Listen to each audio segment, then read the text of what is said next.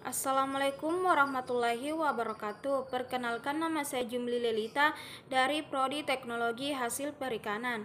Baiklah, saya akan menjelaskan tentang definisi biokimia. Kata biokimia berasal dari bahasa Yunani atau bios yang berarti kehidupan dan chemis yang berarti kimia. Sehingga secara keseluruhan dapat kita mengerti sebagai ilmu yang mempelajari dasar kimia kehidupan. Secara singkat, pengertian biokimia adalah sebuah ilmu yang mempelajari fungsi biologis pada senyawa-senyawa organik atau biomolekul seperti karbohidrat, protein, lemak, dan asam nukleat. Dengan mengkombinasikan ilmu biologi dan kimia, biokimia adalah cabang ilmu yang mempelajari proses kehidupan mulai dari bagian terkecil, yaitu sel. Sejarah perkembangan biokimia dimulai dari orang-orang Yunani kuno yang tertarik pada komposisi dan proses kehidupan. Meskipun biokimia sebagai disiplin ilmu tertentu dimulai sekitar awal abad ke-19, beberapa berpendapat bahwa awal biokimia mungkin adalah penemuan diastase atau sekarang disebut amilase pada tahun 1833 oleh Anselm Payen. Sementara yang lain menganggap demonstrasi atau Eudald Bunner di proses biokimia yang kompleks, fermentasi alkohol dalam ekstrak beba sel menjadi kelahiran biokimia. Beberapa mungkin juga menunjukkan pada karya berpengaruh justru von Lieber dari tahun 1842, kimia hewan atau kimia organik dalam aplikasinya pada fisiologi dan patologi yang menyajikan teori kimia metabolisme, atau bahkan lebih awal ke studi abad ke-18 tentang fermentasi dan respirasi oleh Antoine Lavoisier. Manfaat biokimia.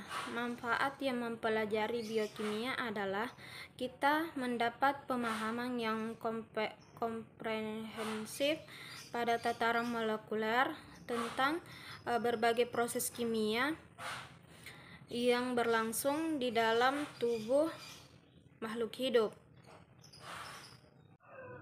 Komponen kimiawi sel.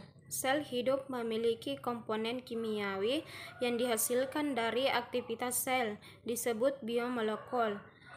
Komponen kimia sel diantaranya air, karbon, dan makromolekul. Makromolekul merupakan molekul besar yang terdiri atas banyak atom atau blok penyusun sel. Definisi karbohidrat secara umum. Karbohidrat merupakan senyawa polihidroksildehin atau polihidroksiketon dan derivatnya dalam bentuk unit tunggal yang sederhana maupun unit kompleks. Pada tumbuhan, glukosa disintesis dari karbon dioksida atau CO2 dan air H2O, memulai proses fotosintesis dan disimpan dalam bentuk pati atau selulosa. Struktur dan klasifikasi karbohidrat berdasarkan jumlah unit gula dalam rantai karbohidrat digolongkan menjadi 4 golongan utama, yaitu 1. Monosakarida terdiri atas 1 unit gula. Yang kedua, disakarida terdiri atas 2 unit gula. Yang ketiga, oligosakarida terdiri atas 3-10 unit gula. Yang keempat, polisakarida terdiri atas lebih dari 10 unit gula. Pembentukan rantai karbohidrat. Sumber karbohidrat. Bahan makanan sumber karbohidrat ini misalnya padi-padian atau serealia atau gandum dan beras, umbi-umbian, kentang, singkong, ubi jalar, dan gula. Namun daya cerna tubuh manusia terhadap karbohidrat bermacam-macam, bergantung pada sumbernya, yaitu bervariasi antara 90% sampai 98%. Fungsi dan analisis karbohidrat. Fungsi karbohidrat yang utama adalah sebagai sumber energi untuk mendukung aktivitas sehari-hari. Tak hanya itu, karbohidrat juga memiliki beragam fungsi lain yang baik untuk kesehatan tubuh, sehingga asupan harus selalu terpenuhi. Analisis karbohidrat dapat dilakukan secara kualitatif maupun kuantitatif. Protein merupakan makromolekul yang terbentuk dari asam amino yang tersusun dari atom nitrogen, karbon, dan oksigen. Beberapa jenis asam amino yang mengandung sulfur atau metionin, cysteine, dan cysteine yang dihubungkan oleh ikatan peptida. Struktur dan klasifikasi protein. Struktur protein dapat dijabarkan dalam 4 tingkat yang berbeda. Struktur primer. Protein merupakan urutan asam-asam amino dalam rantai polipeptida. Struktur sekunder. Struktur sekunder protein merupakan substruktur lokal teratur dalam rantai utama. Contohnya adalah struktur helix alfa atau lembaran beta.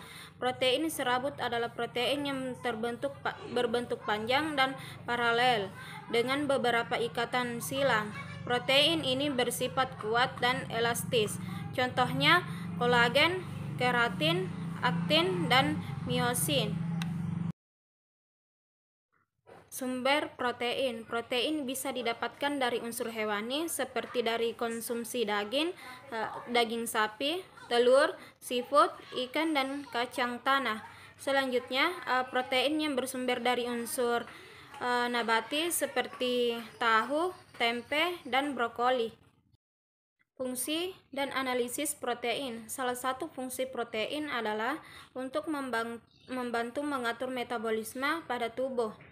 Protein digunakan untuk menyeimbangkan cairan dalam tubuh dengan asam basa, sehingga akan menciptakan kestabilan pH cairan pada tubuh kita. Protein mampu mengikat hemoglobin dan mengangkut oksigen dari dalam darah.